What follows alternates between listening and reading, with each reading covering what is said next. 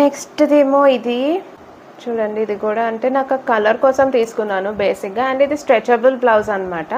Velvet cloth మీద ఇలాగ మంచిగా ఎంబ్రాయిడరీ వచ్చేసింది. రౌండ్ నెక్ వచ్చింది.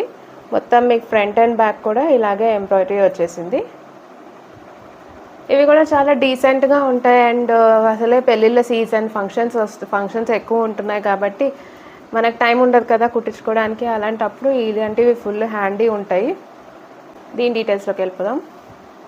ఇది కూడా చూడండి, జస్ట్ 300 బిలో వచ్చేసింది. అండ్ దీంట్లో కూడా కలర్ ఆప్షన్స్ చాలా ఉన్నాయి.